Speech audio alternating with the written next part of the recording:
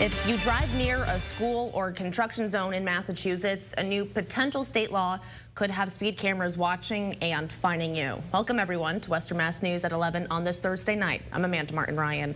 Our reporter Addie Patterson is leading us off tonight live in the studio after getting a local resident's thoughts about this proposal. Addie, what do they have to say? Amanda, one resident I spoke with lives in a school zone neighborhood. They tell Western Mass News they wouldn't be opposed to having this traffic technology in their neighborhood to help keep students and pedestrians safe. There's an elementary school right here, and you know, I'm really concerned about the safety for these kids.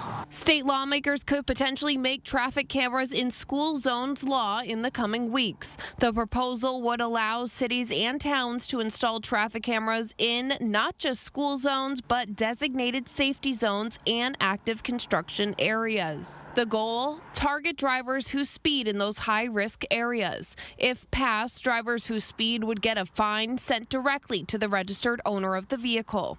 And people are just getting away with these things, and I feel like it's really concerning. Western Mass News spoke with Springfield resident Jonathan Carrasquillo, who lives right near Pope Francis High School as well as Dryden Memorial School. He says drivers speed through school zones in his neighborhood all the time and would support the proposal to help protect himself and others. I ride my scooter around here all the time, and I don't want to worry about getting hit by somebody going like 60 miles per hour in a school zone, you know?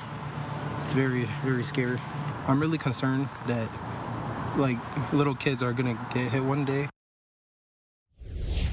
Other local residents disagreeing with the proposed bill, some speaking out on social media saying, quote, "It's been illegal in this state to do it for a while, as well as other states have foregone using it because it's inaccurate. That's against your constitutional rights." State Senator Williams-Brownsburger, who represents the Suffolk and Middlesex district, sponsored the measure in the Senate. He told us today a conference committee was appointed to negotiate a final compromise with the House over the coming weeks. Reporting live in studio, Addie Patterson, Western Mass.